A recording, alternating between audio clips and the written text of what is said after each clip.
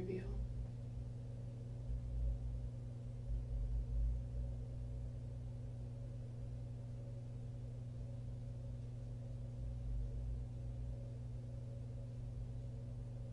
What's your weakness?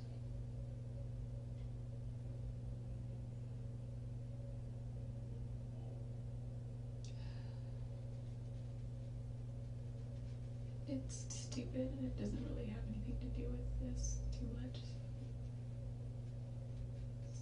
It's something I'm working through. Do you have problems with your temper? No. Or anger issues? No, it's nothing like that. I mean, sometimes I yell, but nothing like, I wouldn't go as far as saying angry. I think it's just because I come from a family that yells at everyone. That's how they communicate, by yelling? I think they're just sort of desensitized to it. Like, after I moved out, I was away for a while, so when I come back to visit, it's like, you don't need to yell, I'm standing right here. Or my mom will yell at my brother, like, he's standing right there, you don't need to yell. And she's like, well, he doesn't listen if I don't yell. And the thing is, it's because he's become desensitized to her yelling, so until she yells, he's like, okay. You know, so it's, maybe it's something like that, but not anger. And I've been able to check that a lot in my yelling, because it's not a nice way to communicate, in my opinion, and it doesn't really help anything. So how could things go so wrong? You know, I'm not understanding. If it's not jealousy, it's not an anger problem.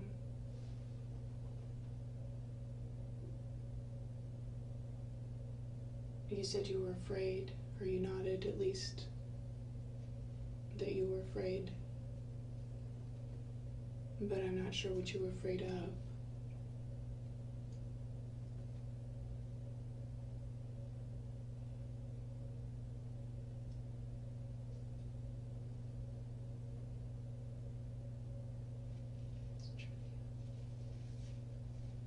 It may not be trivial to his parent or his grandmother, his brothers and sisters.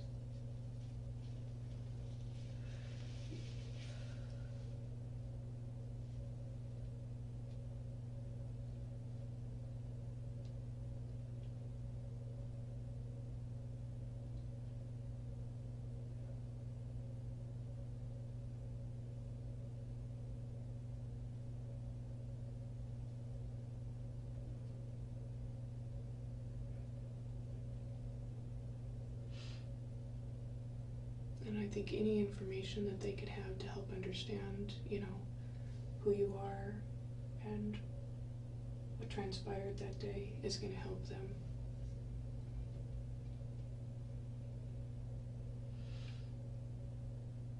It won't bring their son back, but it will help them understand.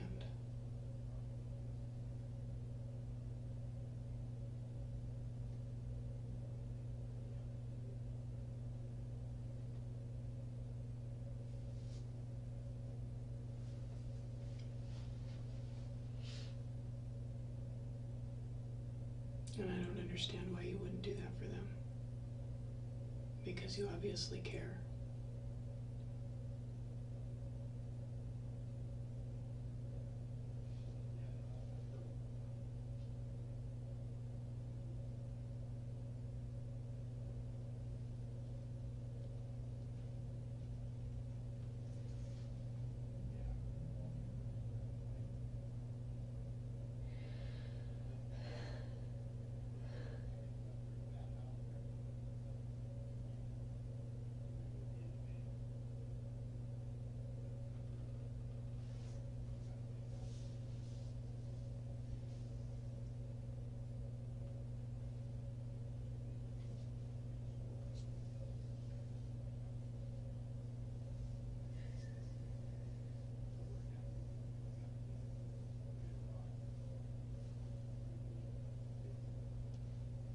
I'm not asking you to make excuses for yourself, because I don't think that you're the type of person that would do that. But I'm asking you to do something for somebody else.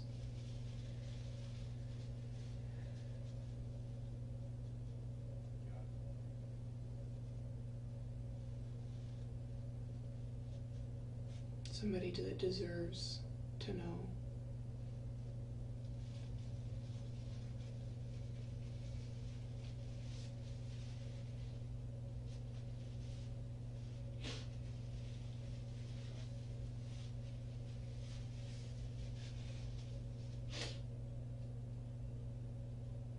What was it about your relationship with him that went so wrong, that would end up like that?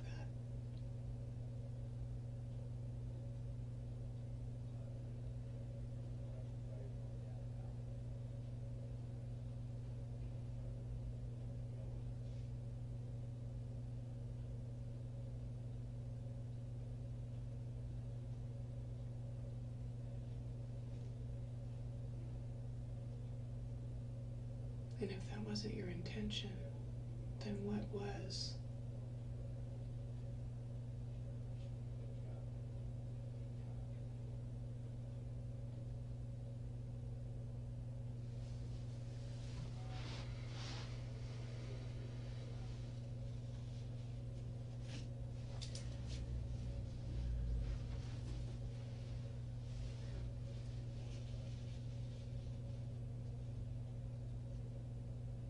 You say that, you said at one point when I posed the question to you about why you wouldn't do that for the family, and you said that was a good question and you think you will.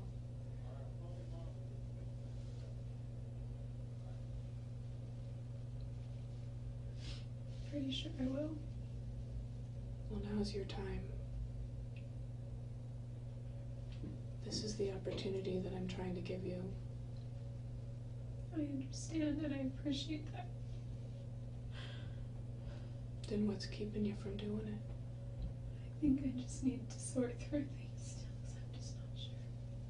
They deserve more answers. They deserve to know what happened. You have those answers. You may not know the why within yourself, but you have those answers. You know what happened.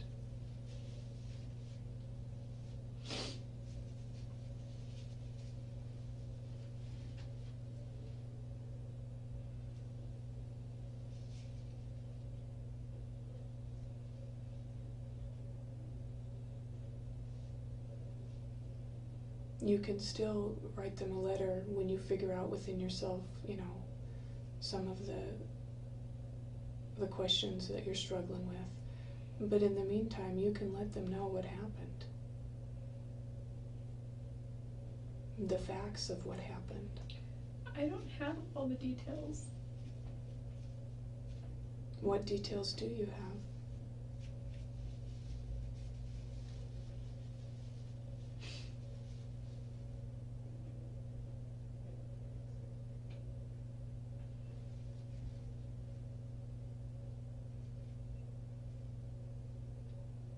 Was he happy to see you when you got there that day? Or did he appear happy? Or was he angry that you showed up?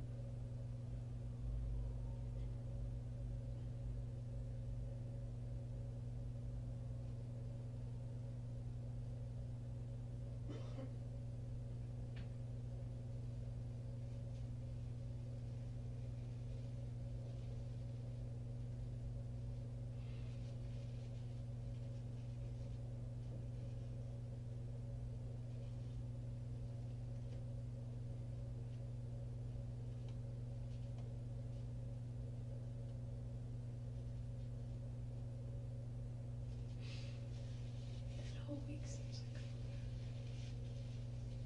I'm sure it does.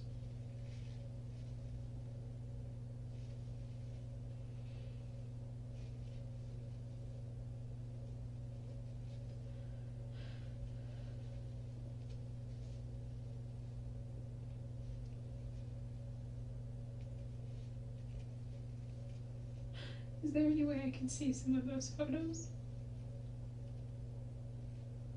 What would you do with him if you could see him? Just look at them. Do you think it would help you? I don't know if it would help me or I don't know, maybe it would. I don't know. I just think that, I don't know. Well, I know you can't tell me that you're not struggling in your mind, and thinking about what happened over and over and over again, at least what you can remember.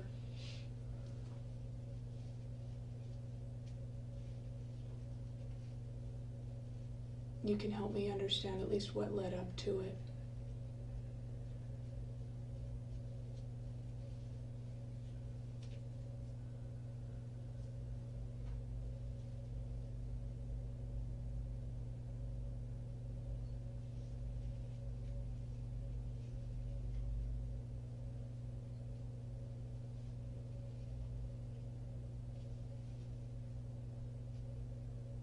I don't think that you're a bad person. I think things got out of control, and you don't understand why. And I don't think that you're going to feel good about yourself until you unburden yourself and give the family some closure. Because at this point, what else do you have? What else do they have?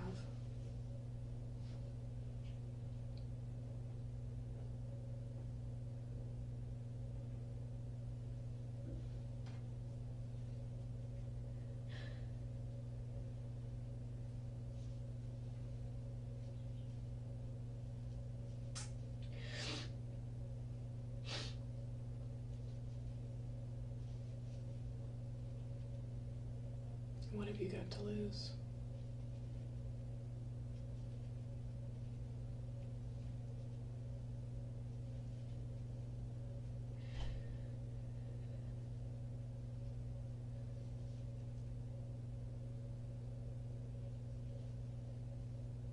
Already lost everything. Then do something selfless.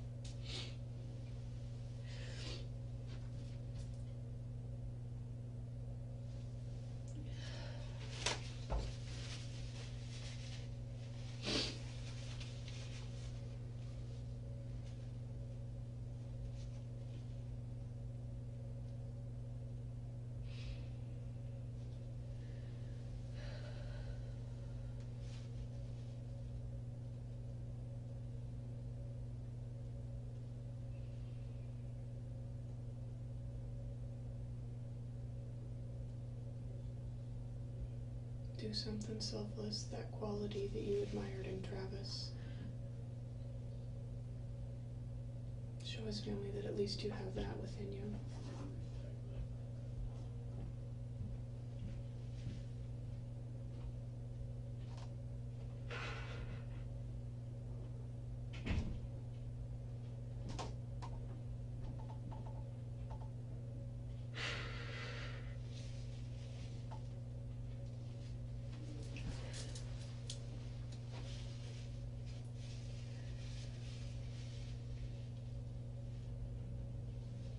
Even though Travis was a real jerk sometimes, he really cared a lot about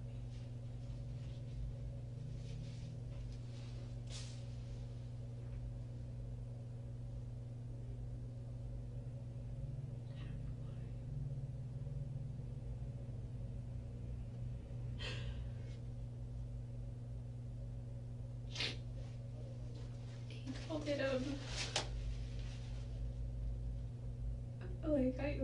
like if I had a reserve account, so to speak. He tried to paint a picture one where I had so many good things that we had done and shared and that I had done for him, that even if I did something bad, it's like making a withdrawal, but you still have a positive balance.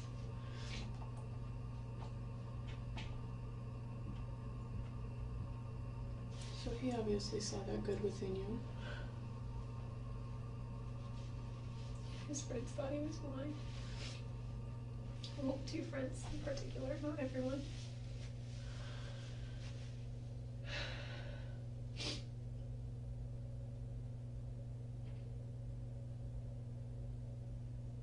Was he? Oh, go ahead. He wasn't blind though, he was just, you know, we were just friends. Sorry, what were you gonna say?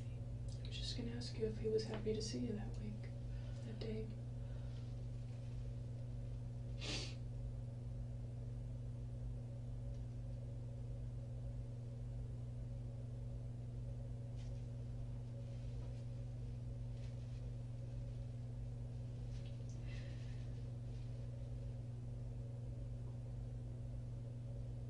It looked like you're saying, yeah, he was. No, I didn't see. Okay. He was always happy to see me though. I'm trying to think. Were you happy to see him?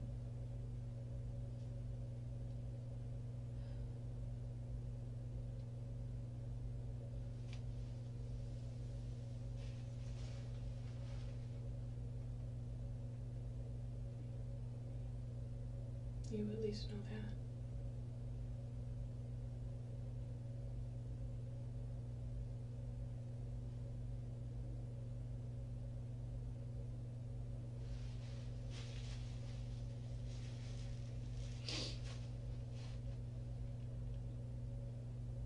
I don't believe that you went there with the intention to hurt him.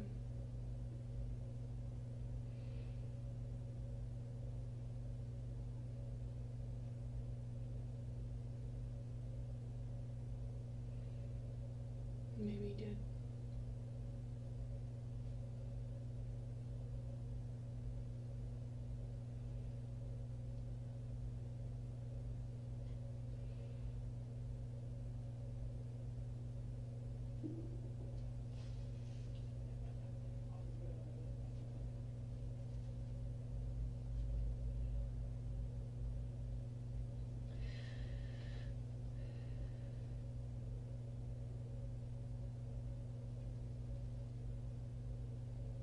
How is seeing those pictures again going to help you? I just thought maybe it would help me piece a few things together.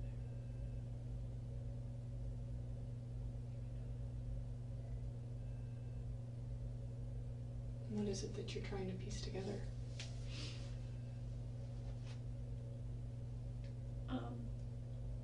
I don't know. There's also a bit of morbid curiosity, I think.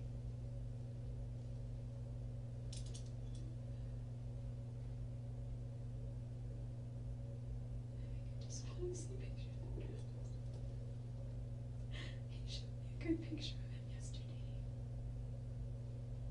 Is that the one with him in the shower? Yeah, he had water all over his face or something. You took a nice picture of him.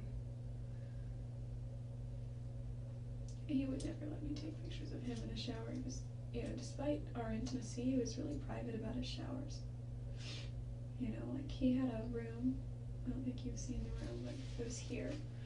There's double doors here leading into the room, walk-in closet here, and a hallway, sort of short hall here that went this way. And there was a bathtub here, a shower here, and the bathroom here, a little enclosure. And so if he was taking a shower, you couldn't see if you were in the bedroom unless you walked down the hall, and I never went in the bathroom when he would shower because he was just private about it. You know, it's not like we were a married couple ever. We had a time when we did something, and then after that it was, you know, we weren't a couple, so. Are you saying that those pictures were taken without his consent? I'm just saying that whoever took those pictures must have, I mean, it's hard to imagine because I got pictures of him once shaving, and then he was already weird about that. Well, Jodi, when you say things like that, it's obvious to me that you don't want to do the right thing for the family. You don't want to unburden yourself. You don't want to give them closure. And you're jerking my chain because there's no doubt, and I've already told you, there's no doubt in my mind or anybody else's mind that you were responsible for his death. And I don't appreciate my chain being jerked. I don't appreciate you thinking that I'm some sort of fool Well, the detective said he has pictures of me. I've seen those pictures. They were taken the same day. Well, certainly not the same time. Within the same time frame.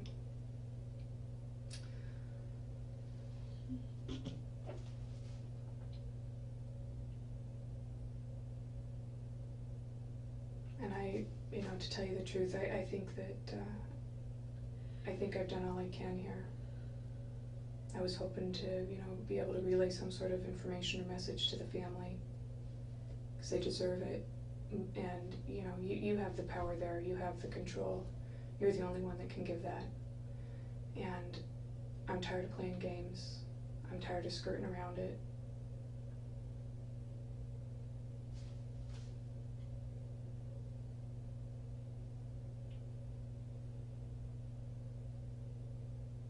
And I guess I just leave here today and leave them with the image that they have of you. I don't know what else. There's nothing else that I can do. I thought that it would be easier for you to talk to a woman, especially about the, this was a very intimate incident, and it would be easier to say what you need to say to a woman. Sometimes it is. It's not as threatening.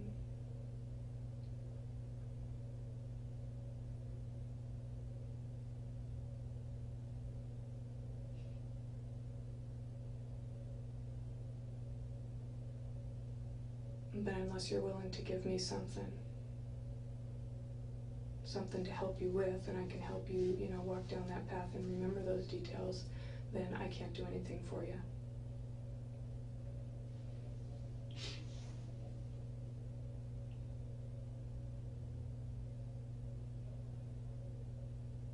And you need to decide whether you're going to give that family closure or leave them with the picture that they have of you and wondering why their son died.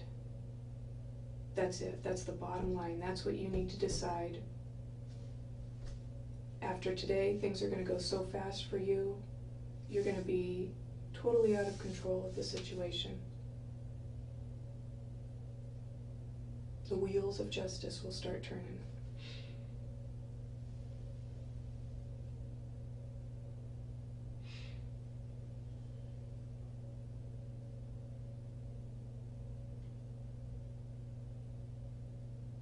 And I can see that you want to do that. That's clear. I can see that. I understand that you're afraid and that you're horrified about that person within you that could do something like that. But it happened, and it's a done deal, and you did. At least you can do is tell the family how it happened so they can understand why.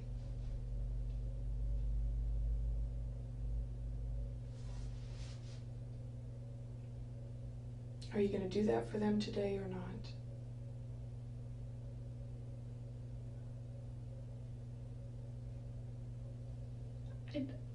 I'd like to, Then what's holding you back? I'd like to begin I don't know, because I don't know what to say to them. Well, let's throw a few things out. You said you were sorry. Yeah, sorry seems so meaningless. Of course I'm sorry. Unless you back it up with something else as to why you're sorry. You're right.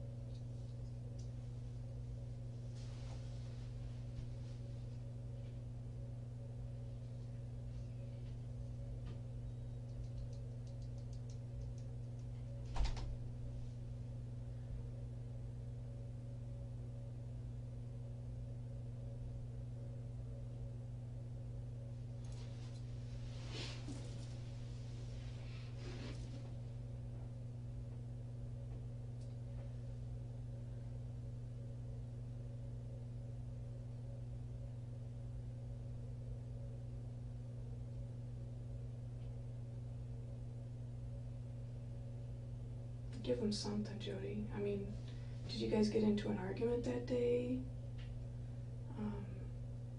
Was there some sort of fight? I mean, help him understand. That's what I'm talking about.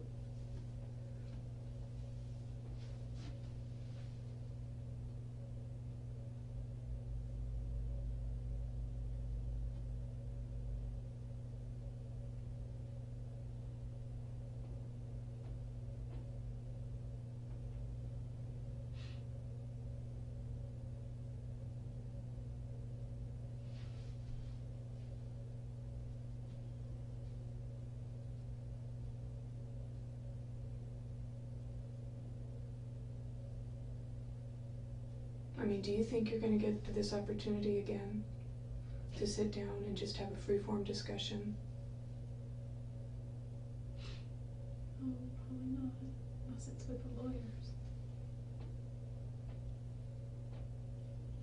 When you say free-form, you mean like in this room? Yeah, just exchanging, communicating.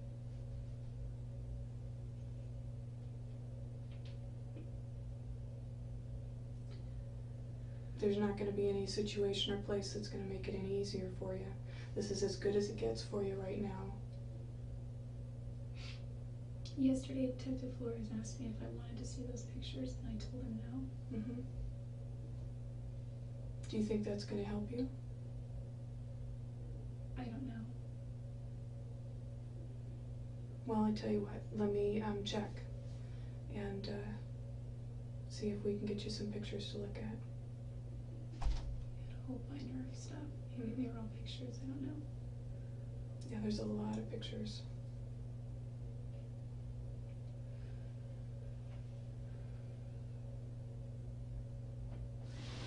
I'll be right back.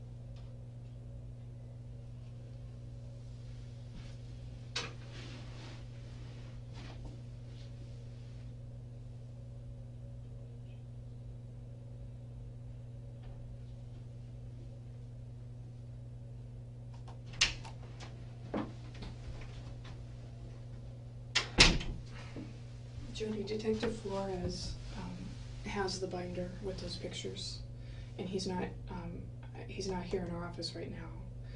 But I put a call in to try and find him and get him back here. He's still in town. He's just not here. Would you rather talk to him? If you do, you know, that's fine, and I'm sure that he'd be willing to talk with you again. Or would you rather continue talking with me? It's up to you. I don't really have a preference, I guess.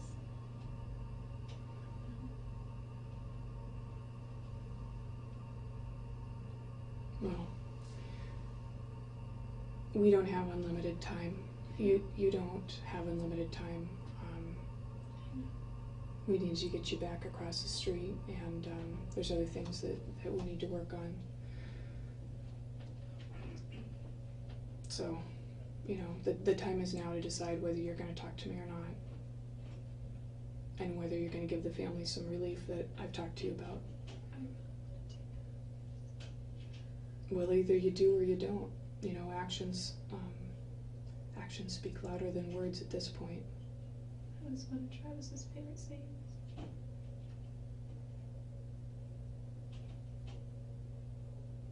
If you really want to do it, then do it. It's not going to benefit you or them to wait to do it.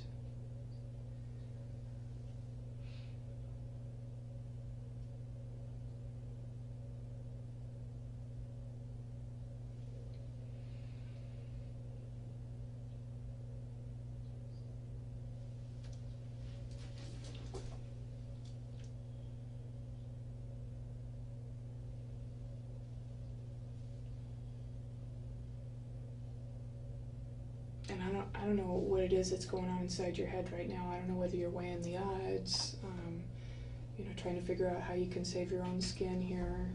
Not interested in saving my skin. Then what are you interested in?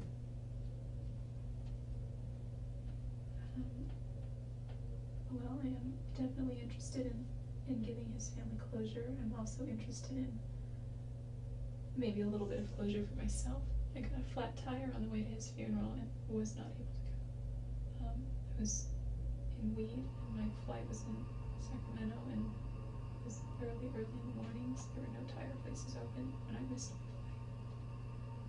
And even if I had driven as fast as I could get there and didn't get pulled over, I still wouldn't have made it on time for his funeral. Don't you think that it's going to make just a little bit of difference inside yourself as far as that closure goes, if you know that the family at least has something? Yeah. If anyone deserves closure anyway, it's them, not me. But I think that's kind of why I wanted to see those pictures. I don't know if that will help or not. I don't see how it would help. I think it would, you know, if anything, make you more upset. I mean, you know what happened, you know how it transpired, you know the end result and what the end result looked like. Maybe it'll help me process it. I don't know.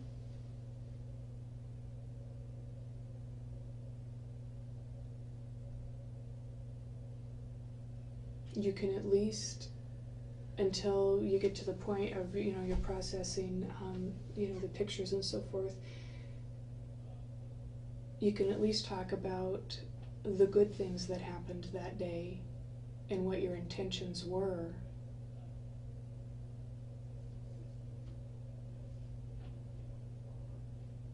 You know, maybe you can't bear to talk about the actual act itself,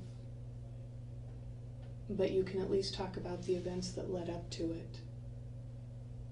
Happy or sad. There had to have been some happy, because I saw all of those photos.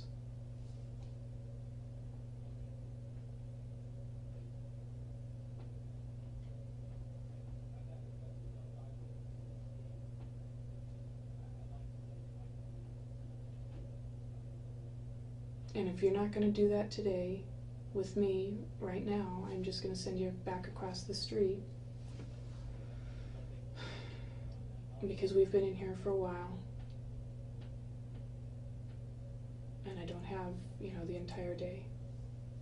I guess my patience are running a little thin.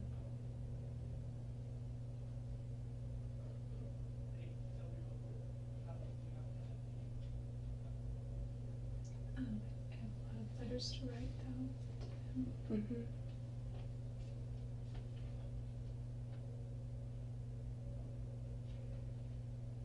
I think if I can just, everything's just all blurred up and jumbled. If I could just get some things on paper.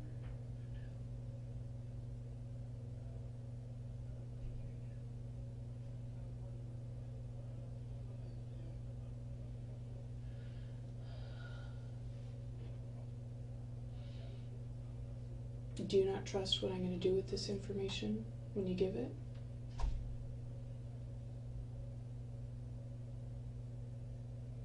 Well, I don't know. I mean, it's not that I distrust you, but it's not because I don't think you're not trustworthy. It's not that.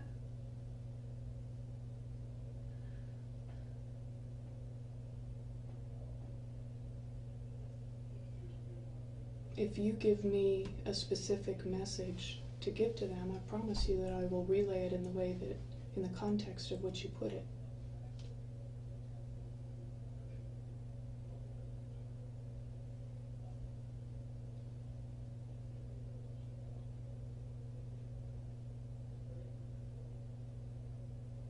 But I can't do it without any information, without the information that you're holding.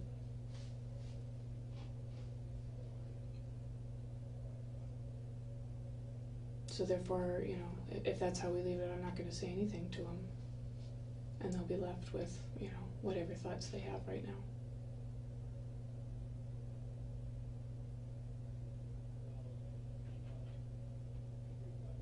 And if you think you're feeling grief over this whole incident, think about how they feel. For once, think about somebody else. The turmoil that they're going through, that family is going through, and every time you see a family struggling with this, they always want to know why. Why was my son's life taken? Why was my grandson's life taken? Wants to know why. Everybody wants to know why. And maybe you don't have that why, but you certainly have the events that led up to it, and then they can make their own decision as to why.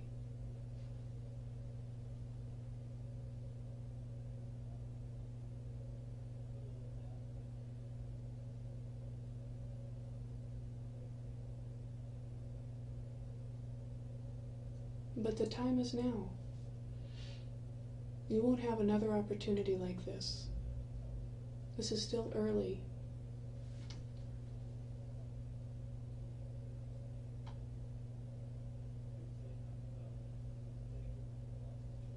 And if you want to talk to Detective Flores as opposed to me, you know, you can do that. Like I said, I thought it would be easier for you to talk to a woman who could relate to some of those feelings.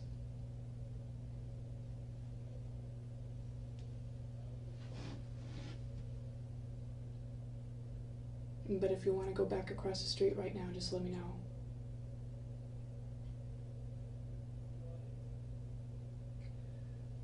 I kind of do want to talk to him because he has been in contact with Travis's family a lot. Okay. I don't know if that would make any difference, but I know that he already talks to them on a regular basis. Yeah, and I'm sure that, you know, he has somewhat of a relationship with them.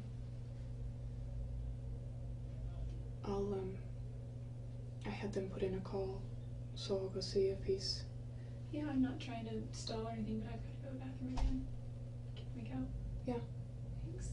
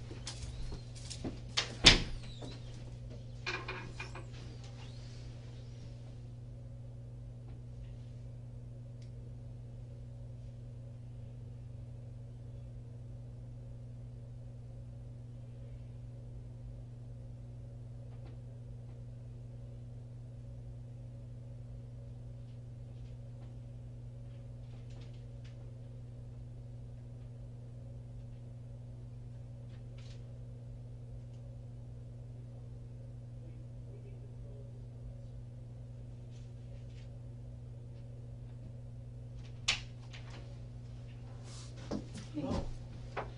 Rachel called me and told me that you wanted to talk to me. I was just on the phone with Travis's sister, and I told her I took it. Smith. What'd she say? She has 1,000,001 questions. More questions now than she had before. And I don't have anything to give her. Part of it because I can't give certain information yet, but the other bit is because I don't have a lot of information. I need new information. Are you doing okay? It doesn't matter how I'm doing. It does to me. Thank you, but it doesn't matter.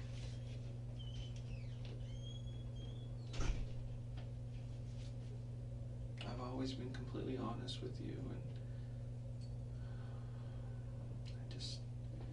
I wish that you could be honest with me.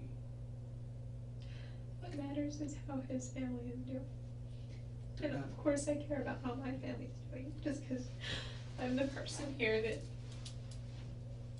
everyone thinks is the bad guy. It doesn't mean that my family had anything to do with anything, and it doesn't mean that they were responsible for anything or that they should suffer at all. And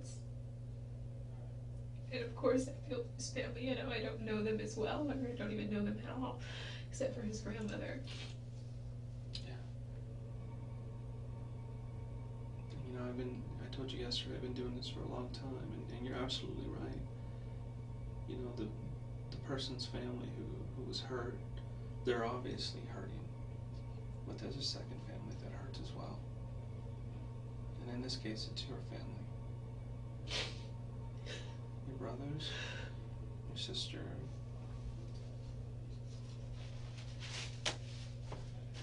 your mom and your dad.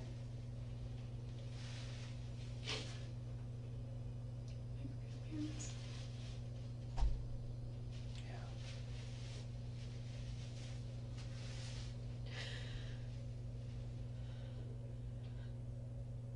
I just wish they wouldn't hurt, because it would be so much easier for me. Not that I deserve to have it easy, but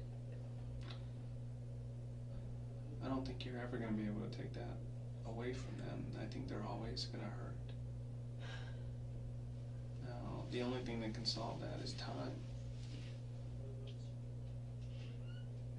you're right about that.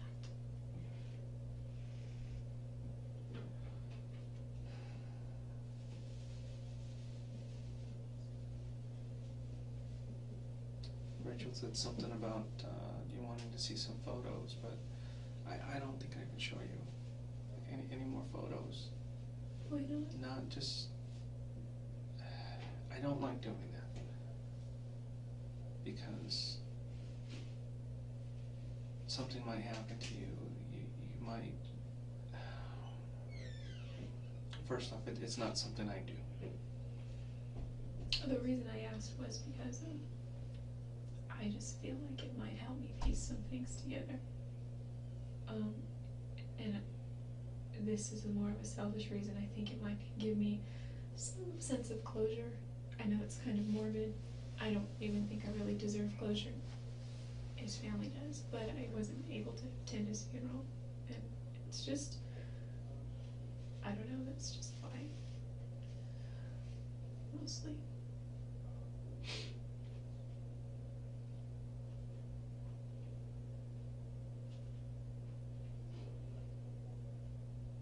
What is it you want to know about the photos? Do you want to see the room? Do you want to see the bathroom, or do you want to see him? Or is it the photos before it happened that you want to see? I think the photos of after everything.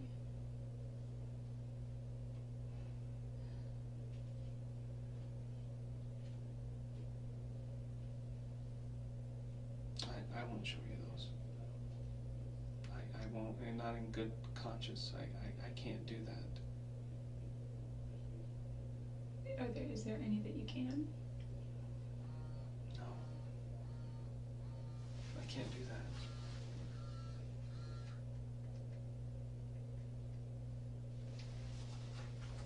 or ones of before. I mean, I've seen plenty of those kinds of photos. If you want, I can describe stuff for you, Okay. because I was there. And those photos will never leave my head. I'm sure they'll never leave yours either. The one thing you gotta remember is that by the time he was found, the images that you saw were different than the ones that I saw. Things change over time. His body changes after time. We had a difficult time identifying who he was by the time we got there. He wasn't the same person. So that's why I don't want to show you photos.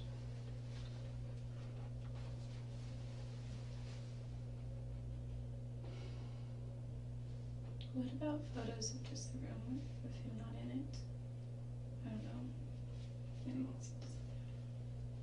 I don't have him with me here, but as soon as I get a hold of him, another detective has him right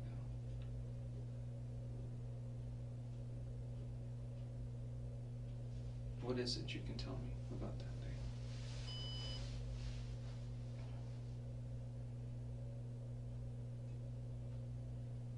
Really not much. Everything's kind of blurry. Was he expecting you to show up that day?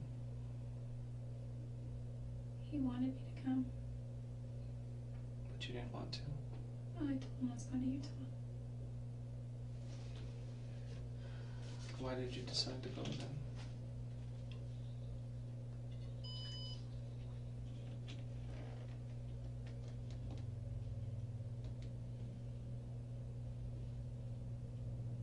I didn't really. I was going to Utah.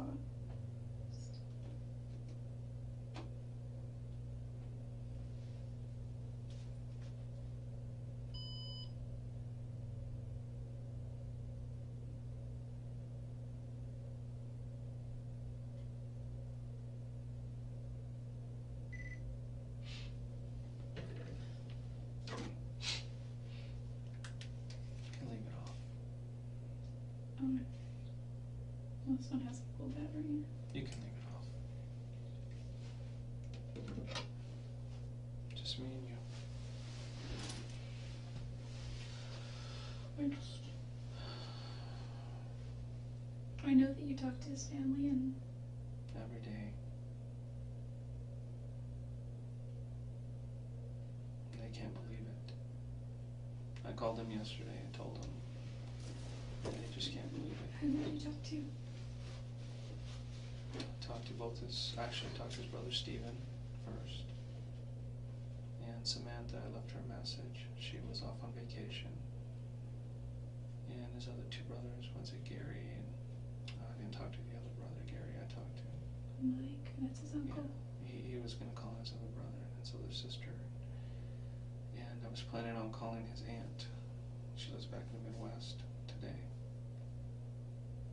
Which aunt? I can't remember her name. Renee? No. There's another aunt. Did you talk to his grandmother? No. Stephen said he was gonna take care of that. And if she had any questions, that she could give me a call. And she's been so upset that she hasn't been able to call me yet.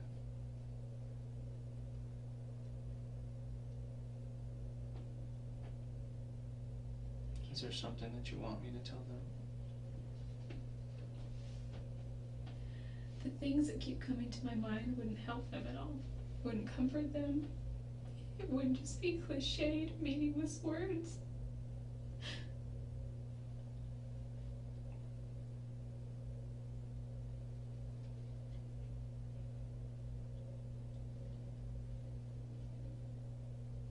I'll let you decide what to say. And I'll relay it exactly how you want me to. I have an unrelated question real quick. Sure.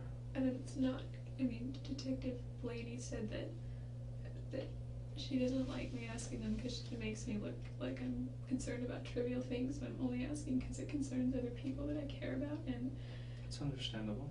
I just, if I could just know so I could tell them if I ever talk to them again or relay a message or call them. On last Friday I had a wedding, and Just the camera? yeah, and the only place that those photos are on my external drive and on the camera card. And It'll be a while before we get those back. okay, but if they can just get to the right person, because that's the only thing they have for their wedding. I'll be absolutely positive to give those to the right people.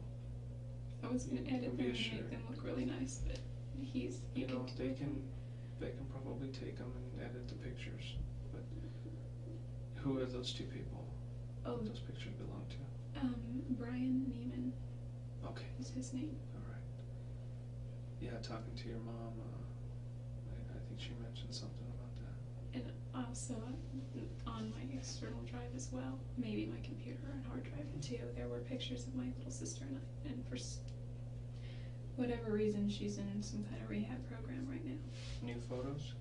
Yeah, well, pretty recent ones that she had of her prom night and of her and I that we were just goofing off. So they're her and I together, and my mom was gonna send those, and also my little brother. She was gonna send some of those, and even if she doesn't send them, she wants them. So I mean, I kind of took them for her, so they sort of I belong to understand. her. I mean, you're worried about other people right now. And But you also need to understand that these people, right now, that stuff is not important to them. I know. So, I mean, that's Well, good of you. I mean, I you're mean- thinking of them, but they're not thinking about pictures. They're not thinking about stuff like that. Well, They're worried about you. Eventually, they're gonna want those. I know that I know. she would want those. And did you also take my journals? Yes, All 3 of them? it's all of them.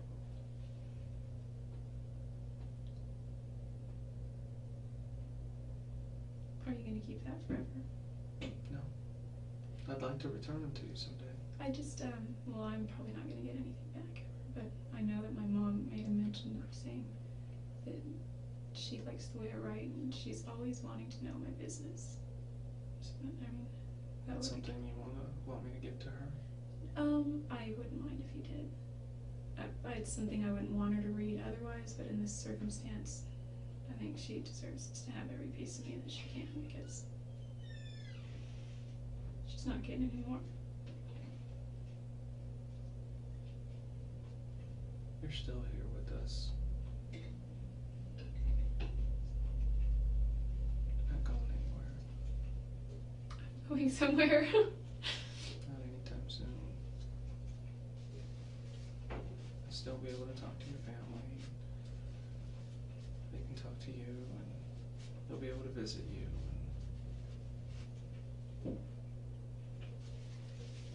Do you know what happened to my cash? I heard you can put cash on the books there, so that, or on my book, or whatever it's called, so that I can get a few things that I might need in there. I don't know what it would be, but I don't know about the situation here, but once everything gets transferred over to Phoenix, it's a different story. so I might not see that again. No, any cash that was there is yours. Like if you had cash in your purse, that's your money. I also had cash in my safe. I don't think they took any of that. I know there was mention that there was some cash that they saw and they just documented it and left it. Anyway, I mean, no, that's not important. No, it's I'm important. just- It's important to you, and I understand that. I mean, there's things that I would think of if I was in your situation. I'd want to take care of the people who love me and that I love, and want to make sure that everything was set. Because certain things you're not going to be able to do anymore. Like hug my family. No, you'll be able to. When they come visit, it's like behind a glass, you know? No, it's not. It isn't Mm-mm. here. No, in Arizona. And they're not gonna come to Arizona. I guarantee you they'll come to Arizona and see you. When I moved away, they never came to see me. I was gone for 10 years. from my understanding, some of that was because of you. I had a house with a free bedroom and a bed and a pool and everything you could want, and they never came to visit me once. It's my first home. I'm sorry, this is all stupid and it's irrelevant. I'm just saying they're not going to come to Arizona, and they shouldn't have to come to Arizona. And I don't think I want them to, anyway. So yeah, when you say there are certain things that I won't do anymore, I know that's really sinking in quite a bit. You don't think your sister or your brothers will come visit you? Yeah, I'm sure they would. Of course they will. You don't think your mom will come visit you? She will. Who do you think is worrying about you more right now? I think your mom and dad are worried more than anything. I know my dad went to the hospital yesterday because he was having a panic attack.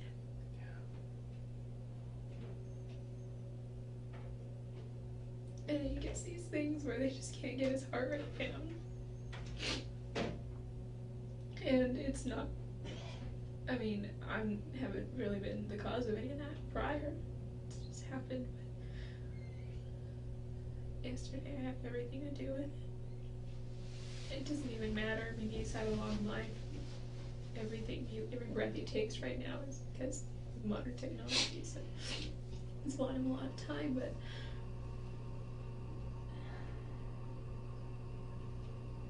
I'm so sorry for Travis's family.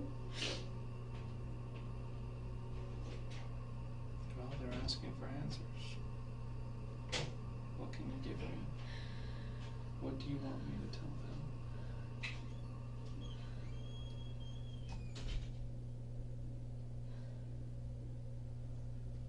I will tell them anything that you want me to.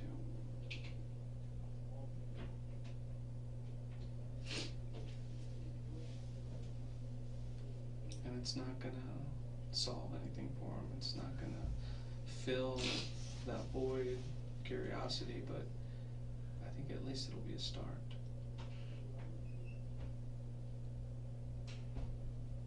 What is it you want to say? I will call her as soon as I'm done talking to you.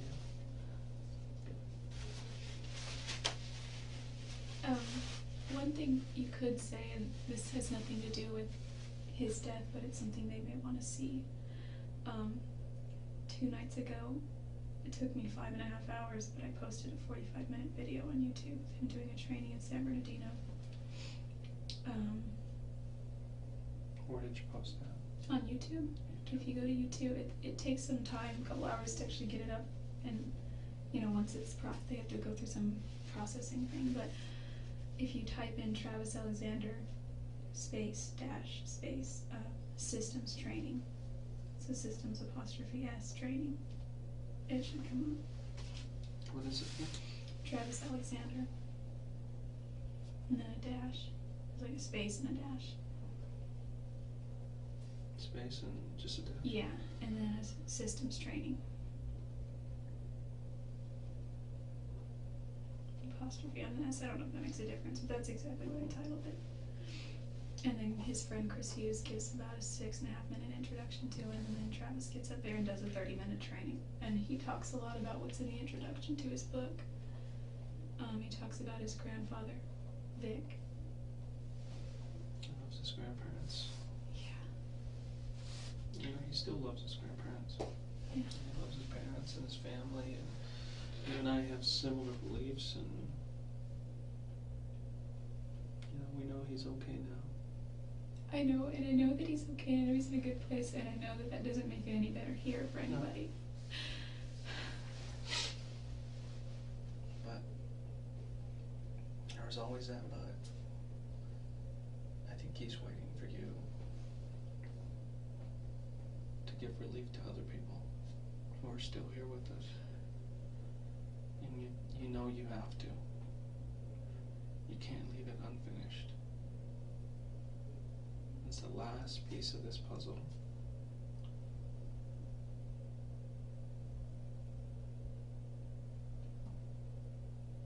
And it is completely up to you, Jodi.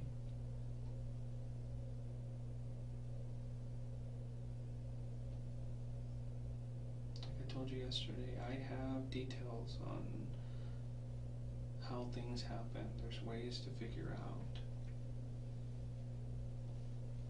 But the biggest question that everybody always asks is why. It's the biggest question of our life. It is. Why are we here? Why do we suffer? Why do we go through the things that we do? Why do we hurt each other?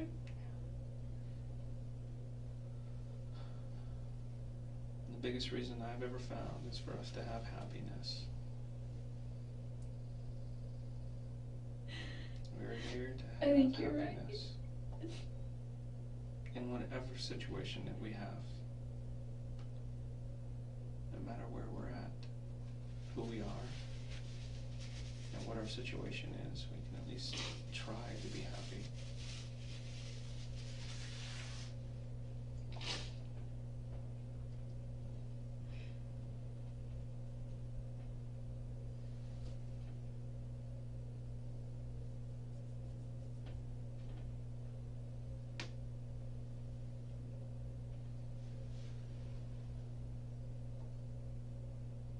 Do you want to talk about what happened that day? I've got the images in my head, and I can explain whatever it is you want about what I saw when I went there. What I can't do is I can't show you pictures.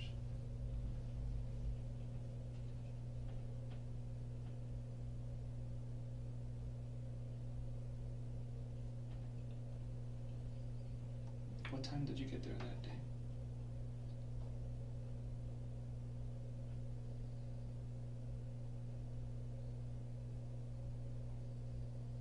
The pictures that I have, the first ones, show you they're at about 1:45 or so. Was it soon before that, or had you been there for a while already?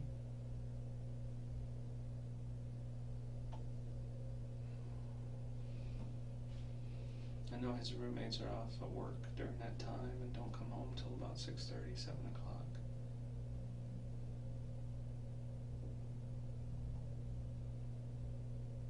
They don't even talk to him, really.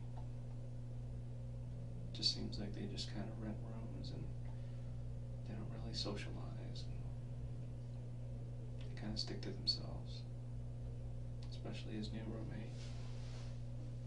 Who was that? Did you know his new roommate? I knew Zach was there. Zach and Enrique was the other one. I think I saw Enrique at his funeral services, or I mean his memorial services, but I didn't meet him, or I didn't know him. It's a Mexican guy. He's Kind of short. quiet, kind of reserved. His other roommates, I knew Dustin, who was, I think, in the room that shared Travis's wall, yeah, and John Hepworth was in another corner room. There was only Zach and Enrique there. Yeah, he had moved out. And those guys, we have all of their things as well, so I mean they're asking too. Zach is going through so much right now. He's like, how could we have not known that he was there for days? He racks his brain. He calls me 2-3 times a week.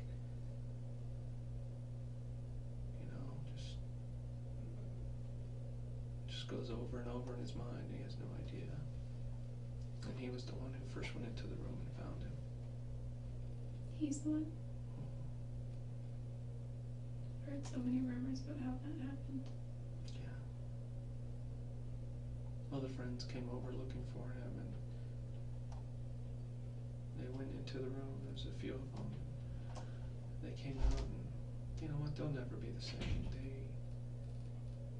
When you see something like that, it's difficult, especially when it's somebody you know, somebody you love.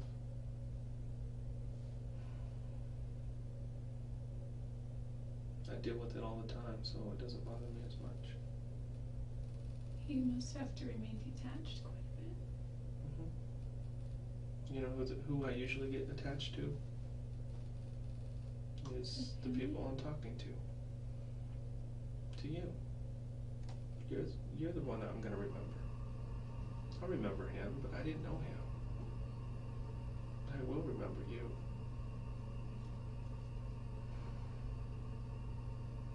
I mean, we've talked so much since that day. Over the phone and here,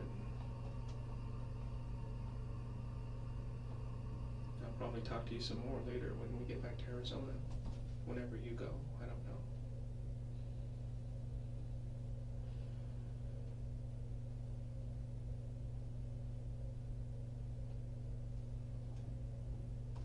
Just don't want to hurt anybody.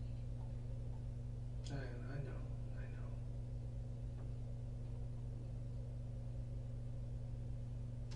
I don't think I can avoid it though. Everybody's hurting already. There's nothing else you can say or do that could help that except for maybe an explanation of why it happened and how it happened.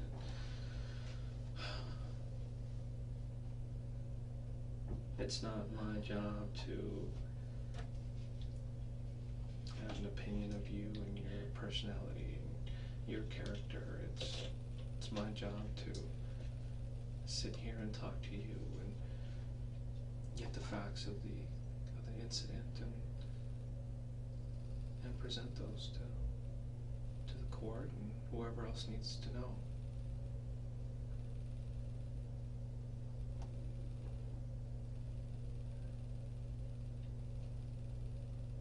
You want to try to open up and talk about what happened that day? Because I'm ready. I do, but I don't think I'm ready. I mean, there's not much to say. I just don't. You want to start and we can stop at any time you want. Fill in some details. This is what I do to assure that you're not just saying you did something just to cop out. Because there are certain details that only I know and the person who did this knows. Nobody else does. And I use this information to confirm what I suspected. So if you can just start and give me some details as confirmation, then that'll be fine. And if you want, we can continue at another time.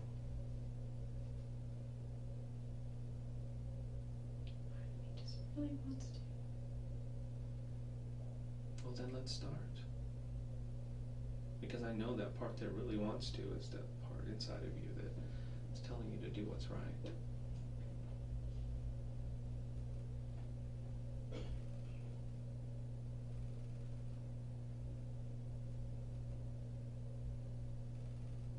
We don't have to go over details, all the details.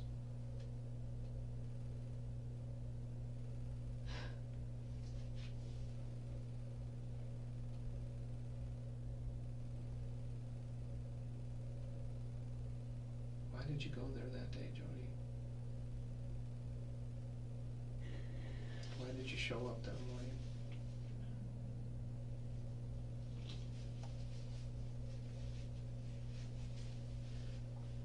I have questions too. Were you going to try to convince him not to go to Mexico? Were you going to try to convince him to go on a trip with you? Or No, he would never not go to Mexico. I would never want him to not go. He was gonna see Chichen Itza, and it's on the list of 1,000 places. That's one of the things I want to do in my lifetime. Yeah, it's an important part of our history, both in the church and I guess our heritage too. That's where my people come from. Yeah. So why were you there that day? Please tell me. Did you just miss him? Did he call you? Did he miss you? What was it?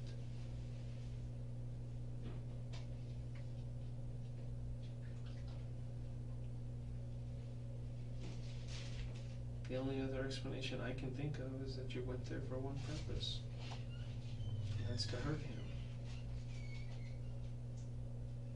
And if that's the case, if that's the truth, then that's what you need to say.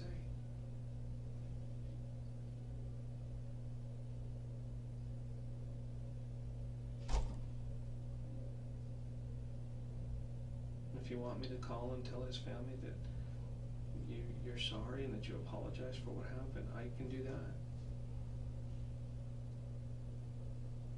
Whatever you want. This is your time right now.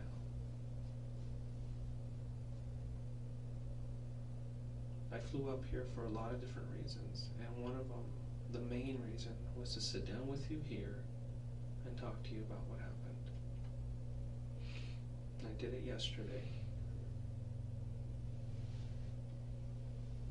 And now I'm here today. But the time is limited.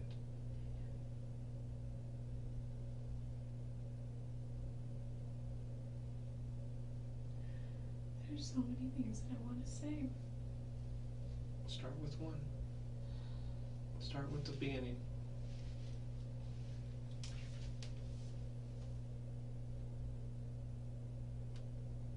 Was it a last minute change from your trip to come down, down to Arizona? I bet you were going through your head. Should I just go, or should I just keep going to Utah?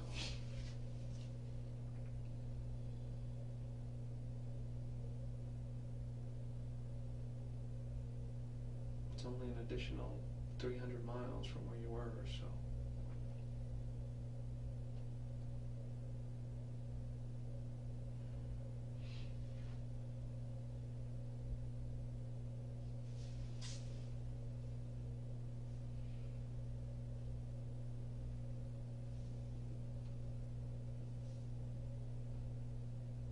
Jodi, your time's running out. I'm not going to be able to talk to you anymore. And I want to.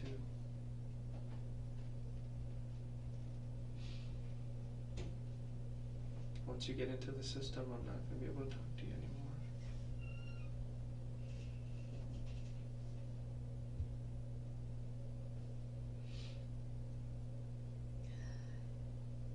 You leave so many questions unanswered for me, and for his family, and for your family.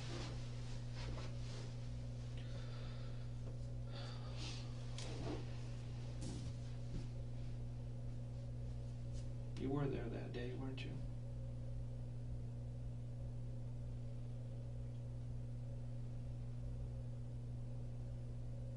Were you guys alone?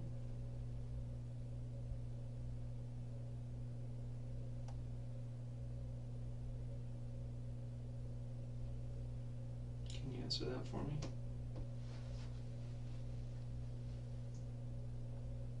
Were you guys alone?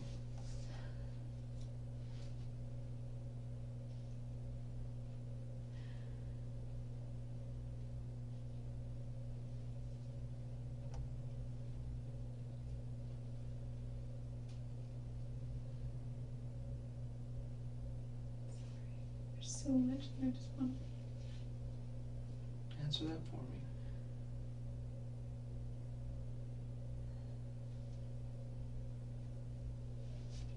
Should I be looking for somebody else?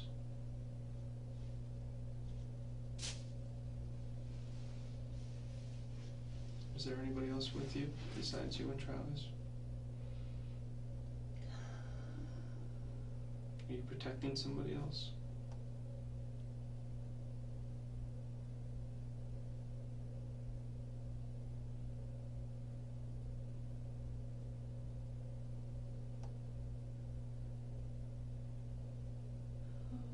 Jodi.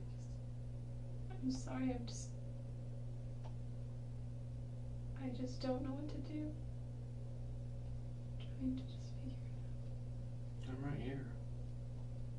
I'm right in front of you. This is what you need to focus on right now.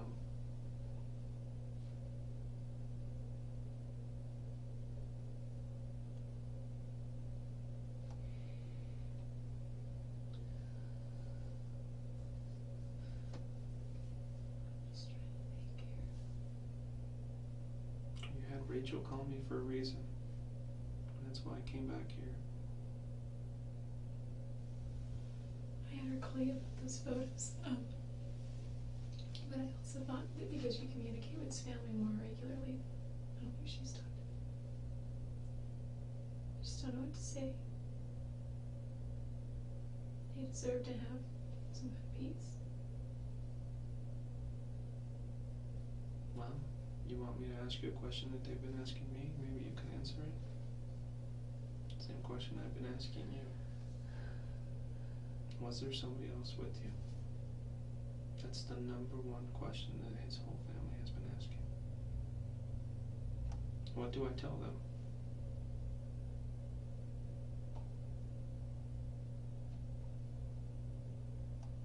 What do you want me to say to them? Because the only answer I can give them is, I don't have any evidence to show there was anybody else there. Well, that's another way of saying, I don't know for sure. And that's absolutely true. I don't know if somebody else was there with you.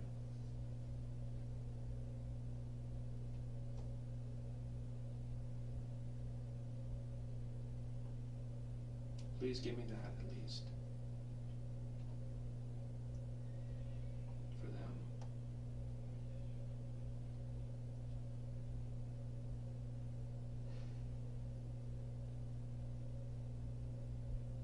You know, if there was, you don't have to say a name. It's a simple yes or no.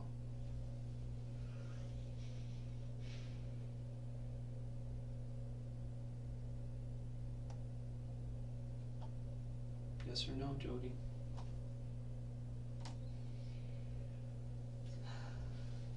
Look at me. Please. They want to know. Was somebody else there with you?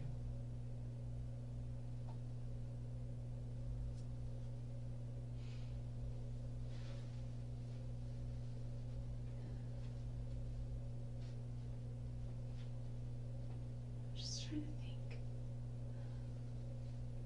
You keep fighting it.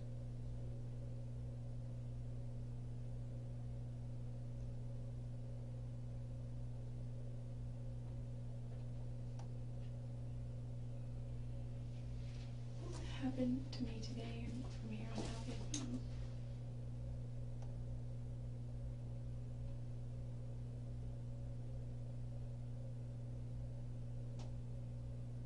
if I just told you every single detail that I know, and I gave you a confession,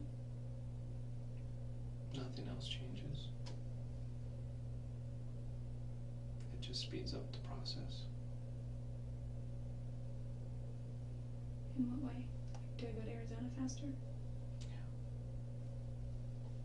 The process in Arizona speeds up. So if I maintain my innocence, then I stay here longer, just in the system? No, you don't really stay here longer. That speeds up the process in Arizona. Like the trial and all that jazz? Do you want to put your family through a trial? That's another question you have to ask yourself. No. Can I do it all without a trial, or does there have to be a trial? It's something that you can discuss with the prosecutor. Oh. And I'm on the phone with him pretty much every day, giving him updates. What's his name? His name is Juan Martinez. And he's the #1 prosecutor in Phoenix.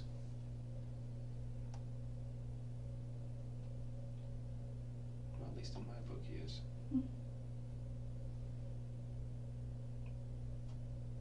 Is Phoenix part of Marco? Yes.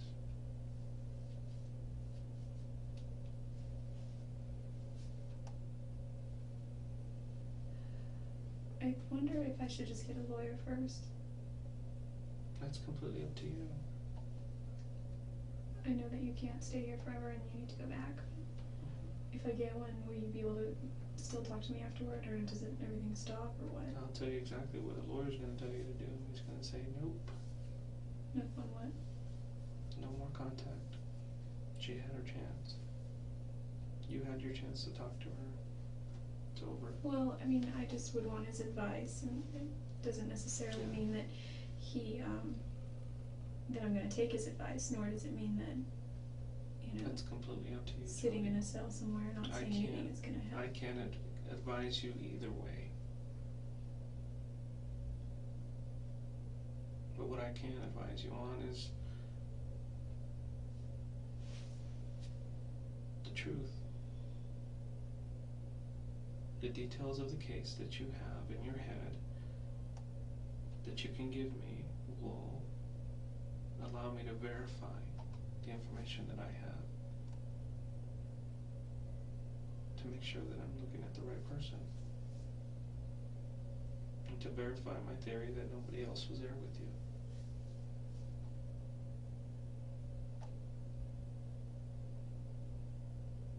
Because like I said yesterday, there is no doubt in my mind what happened there that day. A couple of details that I don't have. How it started and why it started.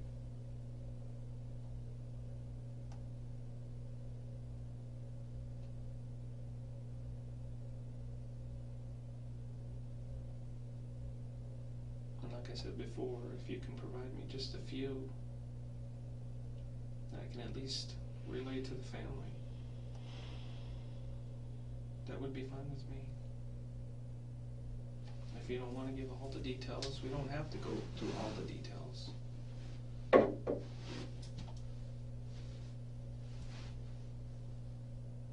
But let's at least start.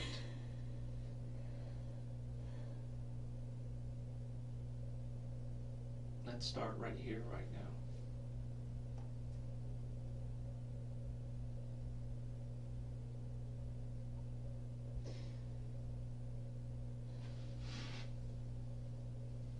If there's a question that I ask you that you feel like you don't want to answer, you can say, no, I don't want to answer that right now. Okay, just hold on a second.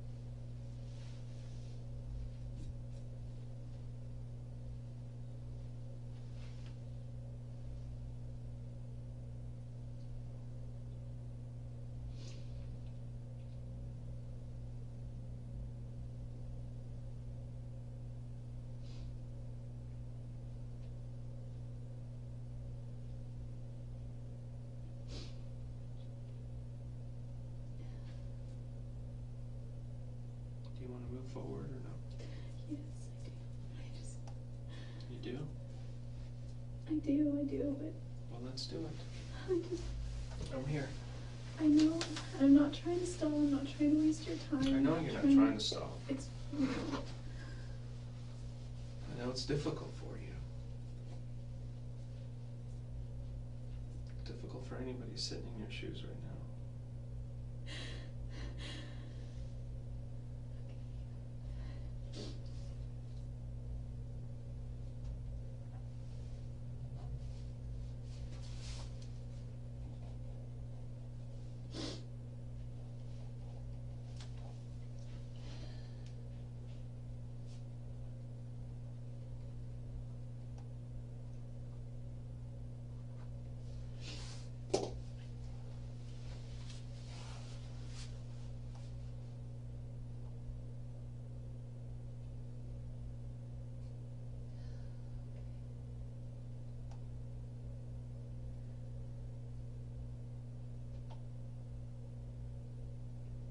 You decide.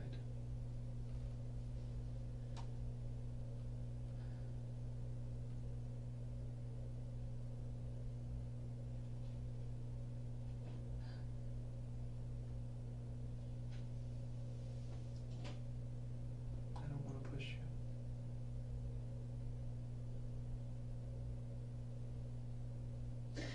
It's your own free will. That's one thing that we have, is our own free will.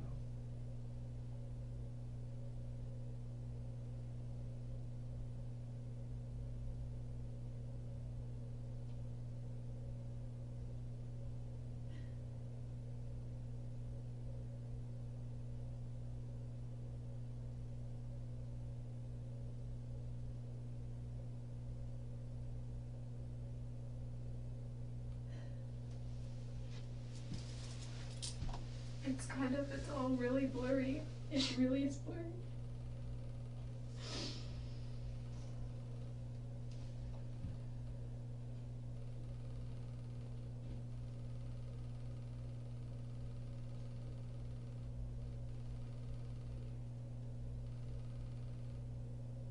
What went through your mind after it happened?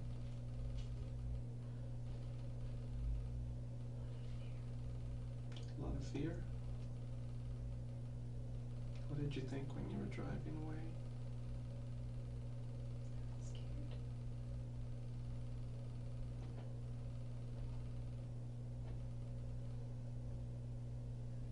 Finally.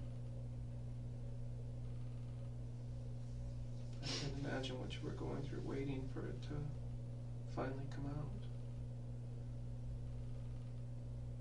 Waiting for what to come out? The news that he was no longer with us. He must have been going through hell.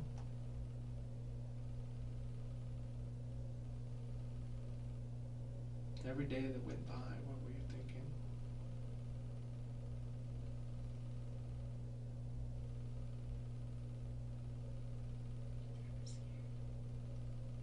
What was that? I was scared. I'm sorry. It's okay. And you just went on with your day like nothing had happened. I had to. You had to.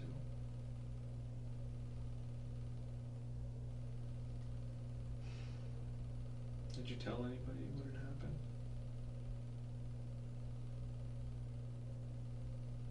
It must have been hard.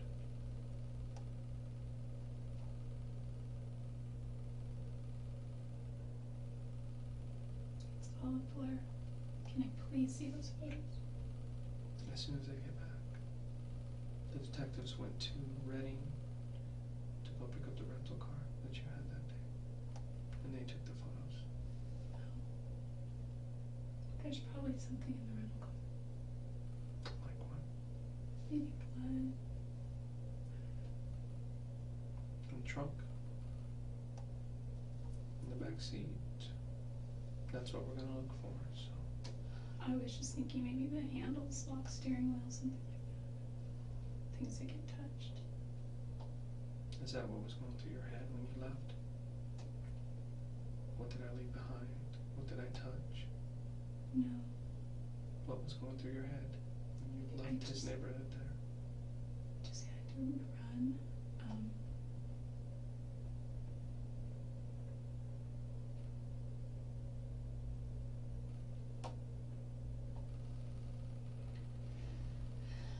A little bit of a survival instinct, but it was mostly just Run. fear.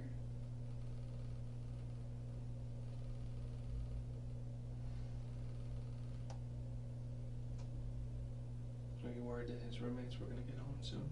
I was home. Did you even think about that?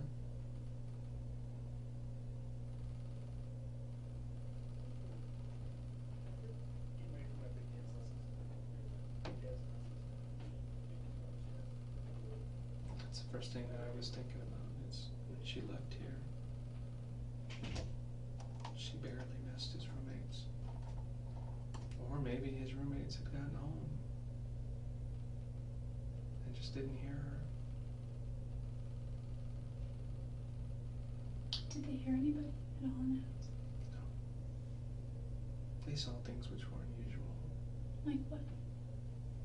They saw his CTR ring and his watch on the kitchen counter, and they thought that was odd. He never leaves town without those. No, he always leaves those there, but unless he's leaving, then he takes those things and puts them on. There were clues here and there, but they just went on with their day like nothing had happened, without even asking questions. They knew that he was going on a trip, but they didn't know what day.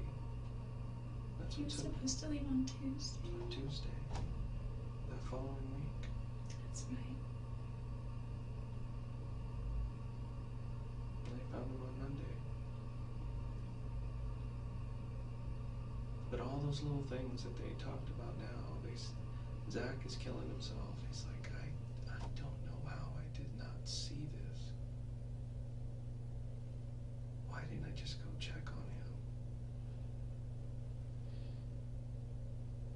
Why didn't I just follow my instinct and go look? Travis didn't always bond with his roommates. He did with some. He bonded with Aaron, even though he had an intolerance for Aaron's lifestyle. He bonded pretty well with his friend Josh Ward, who lives back in Southern California now. He wasn't too close with Zach or Enrique. No, or his previous roommates. I don't know They anything about they seem to have been just people who rent rooms out from them. They don't become friends. Yeah, they were just They have their own lifestyles and they go on. Yeah, his rules were, LDS standards and pay your rent on time. And be clean.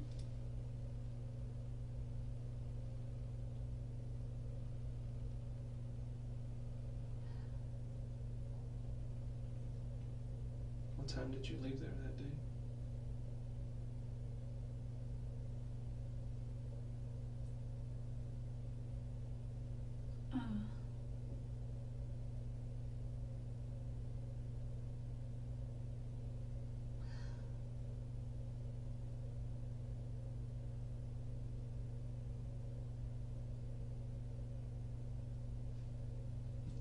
You don't remember?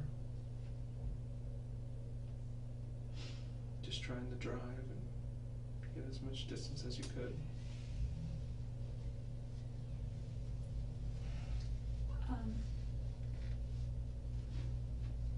How long were you in the house after it happened? I know you tried to clean yourself up and clean up what you could. Wasn't. It didn't take too long, but you did. Why did you throw the camera in the washing machine? We found blood in the downstairs bathroom where somebody had tried to wash their hands. There's blood on the outside of the washing machine. There's little things that give us clues to what you were doing afterwards. Do you remember those things? No. You remember some.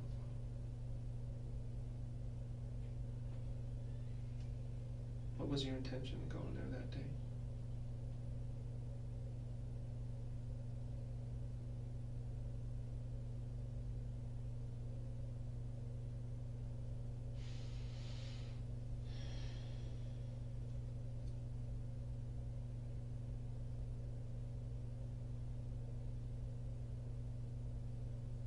What was the purpose of the visit? The same as before?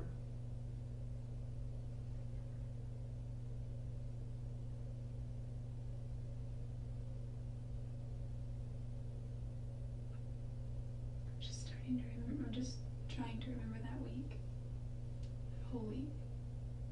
And the week prior had a lot to do with it. The weekend or the Friday night prior, I think. Did you have plans on going down there? Or I know you said he had called and wanted you to come down.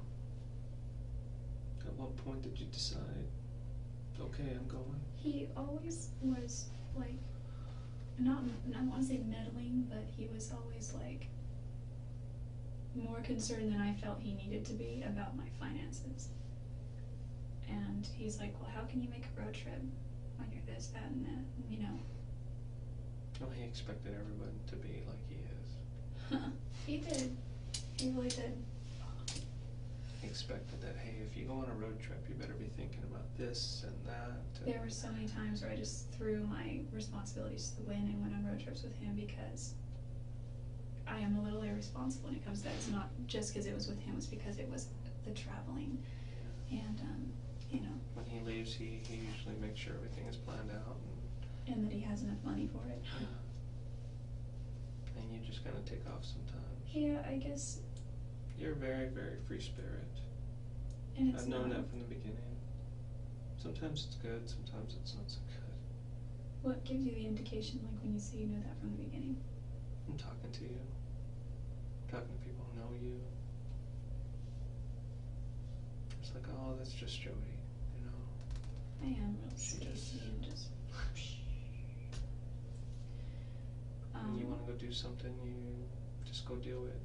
And He'll deal with the consequences later. Yeah.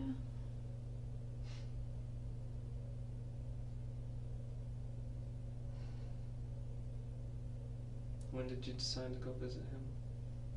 At what point? Were you already on the road, or was it from here? Did you already know you were going to go visit him when you left here?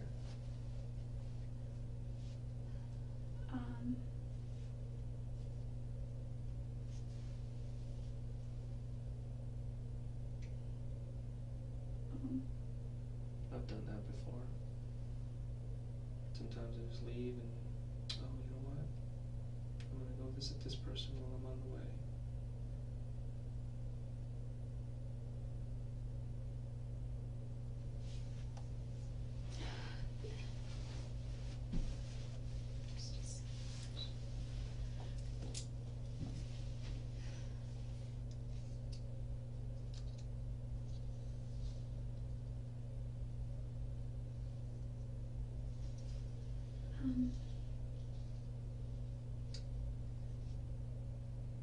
You know, go ahead. Did you see any of his roommates' cars out in the driveway when you left?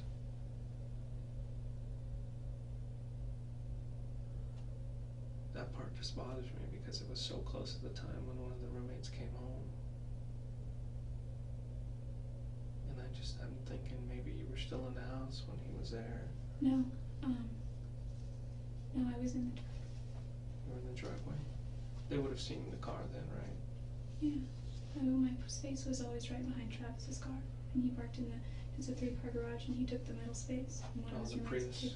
Yeah, the Prius, or his BMW before that. And then there was like a smaller little space, but it was enough for a car, but it was always jammed with junk from Yeah, his I saw roommates. that. He was very much, he didn't save stuff, you know. Yeah. He had so much storage space. He was so generous. When I moved there, he let me store all my stuff there, because I went from a house to a room. And so I had artwork, because I paint, and art supplies, photos, books and books and books and books. So many books. Some aren't even mine, they belong to my friend Matt. I was renting that car yesterday because I was taking a trip to Monterey. And, Oh, visit Matt? yeah, I was going to drop off some books to him that I'd had for years. We dated like 8 years ago. We're still friends. So, all of his books that somehow I ended up keeping, and some were mine, some were like esoteric and spiritual kind of books that I'm probably never going to read now because they're just so out there. I'm sure they'll get those back to him. And then some photos also too. Daryl, who was another guy I dated after Matt that we bought a house together. And kitchen supplies. Daryl paid for so much when he was there. He footed the bill with Costco, so I had they said that they took knives out of my car. I don't even know who they are, you know. They're Daryl's. I mean, they've been in storage for years, just collecting dust. It's good to know that they're his. Yeah, no, they were all just. One might have been mine, but like, I think they were Daryl's. And so there's those and a bunch of kitchen supplies and pictures of him and his son mostly. And we used to go to 49er games all the time, just camping trips. So the car you had driven there was the rental car? Yeah. The Ford Focus? Oh. That's the car they're going to go pick up, Ford Focus. Oh, yeah. I know they were going to rent you another car, but then something happened with that first car. Either you didn't like it, or I don't know if they had a Oh, it was problem. red, and I thought, because I always hear that you don't drive a red car, because I would never buy a red car. And it was fine, it was a Ford Focus too. And you got the other car instead. I was the like, do white you have one with a more neutral color? Because I was like, you always get pulled over and you get tickets. No, I don't know if that's true, it's just That's something I've not been true. told since. It's just there's a lot of people that have red cars who like to go fast. It's a personality thing. It's not because of the car color. And for me, it's a psychological thing, it's more noticeable, and it's like, you know, a red flag or the bull kind of thing. I know Travis doesn't lock his doors when he's home. Was the door open when you got there? Or did you have to go through the garage? Or how did you get inside? Did you knock?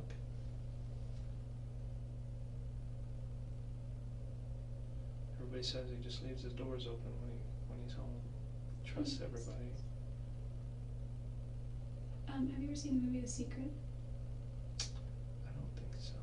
It's kind of, you're familiar with the whole law of attraction kind of thing, like what you think you become or you bring into your life. That's true. He felt that if you lock your doors, then what are you telling the universe? What are you telling the ether out there? Is that I need to lock my door for a reason. Yeah, I want to be safe. Yeah, I want to be safe, which also gives the impression that, well, there's somebody that could hurt me. So, and by trusting and opening them to He's a very, very trusting person. And that's what made him who he is. Most of us come from a different kind of background and have a different type of philosophy. Doing what I do for a living, I lock my doors. I can imagine. Yeah, I guess me coming from Salinas, I've always locked my doors. I used to go to sleep at night and I would hear gunshots. We weren't in a bad neighborhood, but our neighborhood neighbored another neighborhood that wasn't that great, and gunshots scary. And they were, because Salinas is agricultural and there were a lot of fields, and I used to think that there were hunters in the fields with their dogs catching animals or something. They were all just gangs. I'm sorry, I'm not trying to. That's okay. I've noticed that when I've talked to you, you kind of go off sometimes. Travis used to be like, get to the point. Get to the point. And that made me kind of mad. He had a little bit of a double standard with that, because if you ever see him train or talk, ask any of the leaders in prepaid legal, he is notorious for going too long. His friend Dave Hall in Utah cuts him off, and he got mad at him once because he went 5 minutes over, and he just talks and talks and talks. And I said, you're kind of long-winded yourself. Well, he had a future in that. That's what he wanted to do, and he was good at it. He was so really good at it. He talks about things of more substance, though, and I just ramble.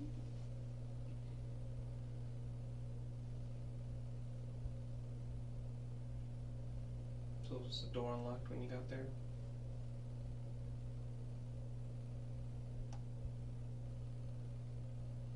Or did you went through the door of the garage?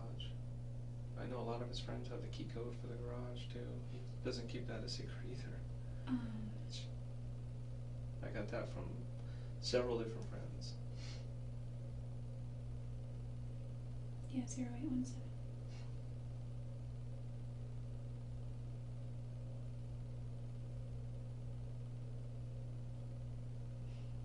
Was he expecting you?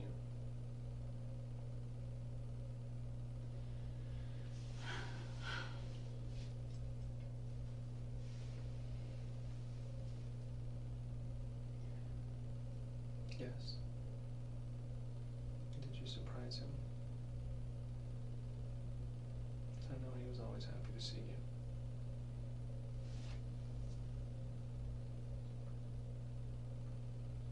What you guys had was not wrong, Jodi.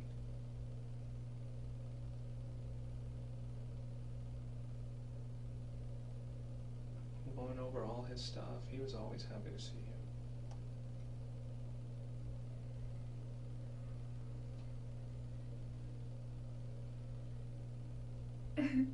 He told me this time when, because I was in his ward boundaries, so one of my roommates went to his church, and they were doing some church activity, and Travis was getting a ride. When he said his friend Katie Barnes was in the back seat, he was in the other seat, and there were two people in the front. I guess they were all going to squeeze in and go to this church activity, and they were swinging by to pick up Amy, my roommate. And I wasn't there, I don't think. I was at work or something. But he said he wasn't doing much. He must have been on his phone or something, texting. But he said they parked, and he looked up, and it was my house. He's like, "What are we doing here?" And he freaked out. I started laughing so hard when he told me that story. And they're like, "We're getting Amy. She's going with us." "Oh, okay." And he just kind of sat there, twiddled his thumbs, and then they got Amy, and she left. This is after you guys broke up. Oh yeah, because by the time I lived in that house, that's we were right. together. It was just, I think it just weirded him out. I don't know what reminded me of that just now. You said something. He was happy to see you. Yeah, I don't think he would have probably been, it would have been awkward, I think, then. Because we kept. You guys had a different kind of relationship. You guys were happy to see each other, but for some reason he couldn't outwardly show it in public. He was afraid of his image, and to him his image was everything.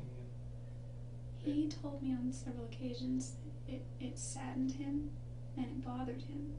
He had two friends in particular that gave him a very hard time about our friendship, and that was Chris and Sky. But I think they did it out of concern for his future, his marital status. By him and I continuing that, we were both just postponing what we should be focusing on instead. Well, you're living life.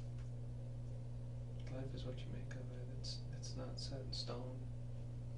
Yeah, I don't think It's either not of a us gen- have our priorities in the right I know the place. church has a general plan. You go if you're a guy, you go on a mission, you come back, you find a girl, and you get married, and you start having kids.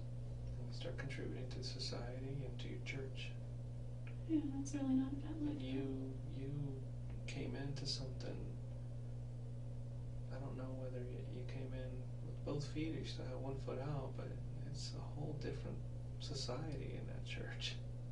It's an all or nothing. It is, and I think that's just because the church actually And that's what people lives struggle their with. standards. They have the utmost standards, and you look around, and there's not one person in that church, in those pews, who doesn't need to be there. And if they were perfect, they wouldn't have to go. And sometimes I think it's a facade. I know.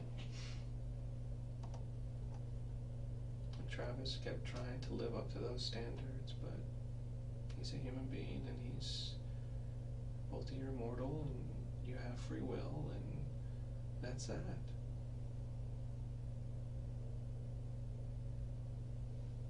Sometimes I think maybe he put too much pressure on himself to be perfect, or to at least portray himself to be perfect.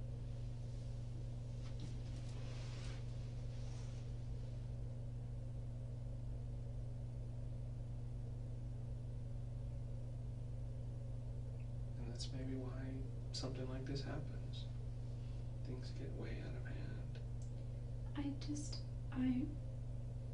I'm not an evil person. I know you're not. But I've always had, and I'm not a promiscuous person.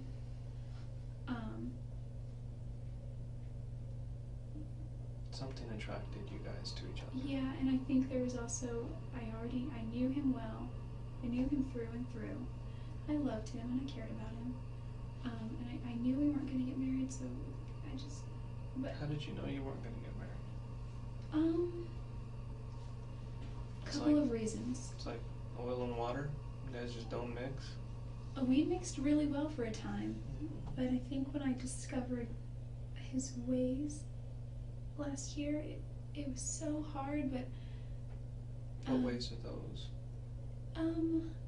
he didn't seem like husband material, but it didn't mean that he wouldn't be in the future. It just meant that something that Chris and Sky said to me back in January of 2007 really stuck, and they said, "Do you want to be like Deanna and wait 6 years?" Yeah.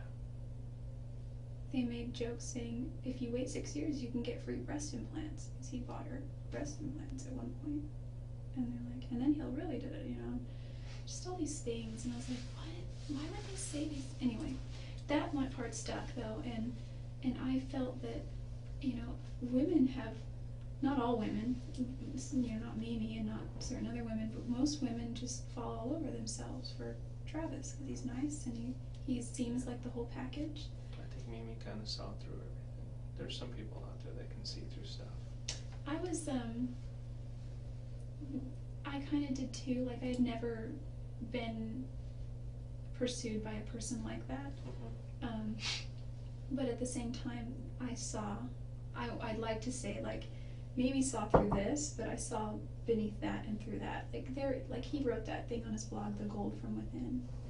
And I really did see, like, inside, he was an amazing person. He was a good person. He was a generous person. He gave so much, and Well, maybe you chose to actually look past that first level. Somebody like Mimi looks past that first level and sees that's something I don't like already, and I'm not going to look any further. You, on the and other she hand, spends a lot of time at the temple, so I think that I've never been endowed. I've never been through the temple, but from what I understand, I think that it's such a sacred place, and meditating there and being there will help to give you further insight about where just you as a person are supposed to make a move on a certain decision in your life. So maybe that just wasn't for her. That's true. I also was thinking, after the fact. I didn't get every chance to discuss this with him. I didn't know she was going to Cancun, but and I didn't know she didn't. She flat out told me no, but I thought. So that's completely out of the theory that you went there to convince him to yeah. not go. No, not at all. Not at all. Okay, because that's the first theory that was thrown out there, was she was jealous. She knew that he was going to Cancun with this other girl, and it was just jealousy. I never. It's the simplest. I asked thing. him at one point after I moved. I was like, hey, who are you taking to Cancun, by the way? I knew it wasn't. At one point, there was a girl named Brenda who, and she wasn't romantically involved. She just in the business, and she saw me at the Memorial, and she's like, now, wasn't he going to take you to Cancun? And that was like, we found out about Cancun a year prior, right about the time we broke up. And so, like, I never really assumed that I had a ticket there. And, you know, as things went on, it was just never discussed. So there was never any discussion. That never went through your head then. Yeah, there was never a discussion that I was going to Cancun. Not on that trip, not with him. Maybe sometime in the future, some other time with somebody else, but no. So no, that wasn't an issue. What about the trip of him coming up to you, come visit you? Was that something that was planned, or is that something that? Yeah, it was. Because I wasn't even sure that was true. No, it was postponed twice.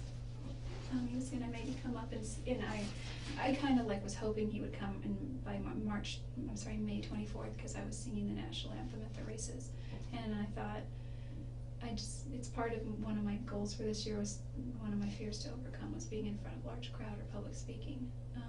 You have anxiety with crowds? Yeah, there were 3 fears. One was handguns, which is one of the reasons I got a gun. There was a CHP here in town that said he would take me out and go target practicing.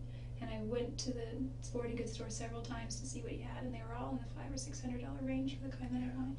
So they were too expensive, but then there was this one, it was cheap, it was like $100 and something, and I said, all right, let's do it. So I put my money down and got my little 10-day background check and all that. So, and then I got it and I was happy, you know.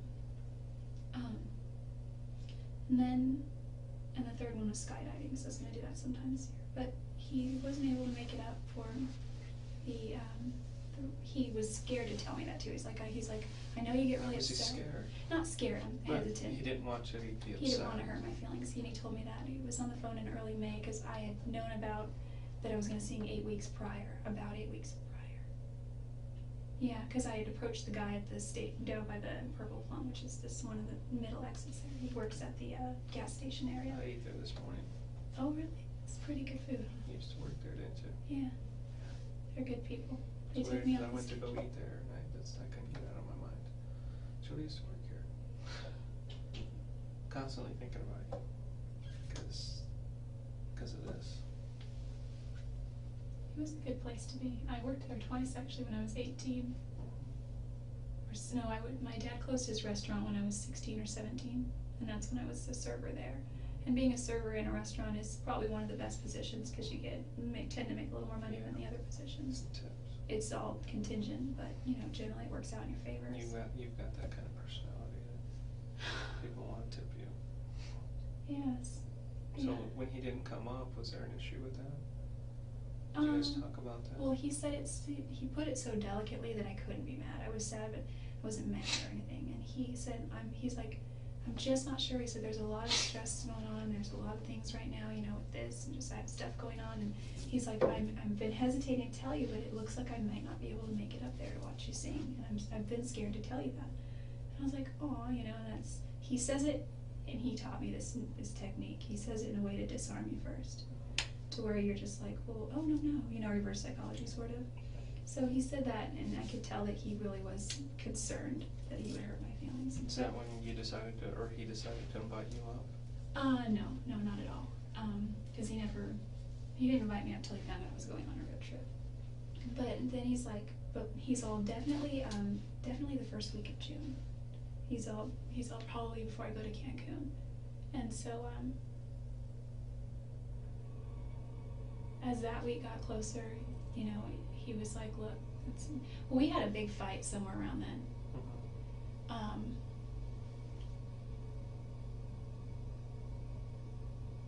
I don't remember the exact timeline, but it was in late May. And is that when this email was sent out that you sent him, or which was it a large email about your relationship? And just how I think that, yeah, because I just could tell. Because I edited and I did all the editing and the grammar and spelling. He's not the greatest speller. On his first chapter of his book, and he wanted to post it on his blog. And I noticed when he posted the introduction that he's like, special thanks to Katie Barnes, and I have no jealousy toward her. She's just a great girl, and you know, there's nothing there to worry about. In fact, when I was worried about Lisa Andrews and Elena Gomez, her best friend, they were all spending a lot of time together, and so I wasn't sure that she would post flirtatious things on his MySpace. And he's like, don't worry about that. And you know, he said at one point, he's like, if you have anything to worry about, it's Katie Barnes. And so I was like, you were so spinning it to throw my focus off something, and I don't think there was ever any concern with that. I know that he liked her, but nothing more as a friend. And he said she's a little freaky and emotional and unstable sometimes, but I think she's just young. She's a nice girl. And so he said that, and I said, hey, make sure you posted a special thanks to Jodi Arias for editing. And he's like, you know I can't do that. And I was like, why not? And he's like, Jodi, we've discussed this. And what he meant was I made a few comments, because he was like, leave me comments on my blog and rate me 5 stars, you know, and that kind of thing, because also it looks like people are going there. So I left a few comments, and he saw people who already said things, and he was referring to Sky Hughes, who was like, hey, I noticed a certain someone's been commenting on your blog, and I think it's because he had given her and I told him to say this too. Okay, I'll be real quick, because I know this is all I'm just giving you background. We sat next to each other at the last convention, a pre-legal convention in Oklahoma City, and it's because we buy our tickets way in advance. So we bought our tickets last year, and you know, because he qualifies for executive director every month, which is one of the top levels in the company, he gets to sit on the floor close to the front as opposed to the stadium seats. So you know, I had a ticket because he bought a ticket for me at the time. So it wasn't a big deal, but we were just sitting next to each other. But she made a comment, you know, he has to explain, listen, you know, we got our tickets a year ago, there's no way she's gonna give up her seat for stadium seats. So he sent that ticket, he sent that text either to her friend Holly or relayed to her or someone. Anyway, I realized that she was giving him a hard time, so I said, listen, tell her next time she says anything that Jodi's dating other people and that she's moving to California soon, because it was already in the plans to move to California. I don't understand why he couldn't just tell them that you guys were still friends. What issue is it? I wondered that too, and he said it's because him and Sky had a lot of arguments, but it wasn't because they disliked each other. It's because they both have sort of fiery personalities. Yeah. She has a strict set of standards, and he's just like opinionated. So together that's kaboom. And but nonetheless they were really best of friends, especially him and her husband Chris. And a lot of their fights were about me, from what I gathered. I don't know a lot of that. Is that what that email was about? Is the whole situation? Yeah. So we had that conversation, and I walked to work because I was, you know, Purple Plum in my grandmother's house. It's being in Mesa, going to that is just, it's ridiculous to drive when it's less than 10 minutes to walk, and gas prices here are almost $5.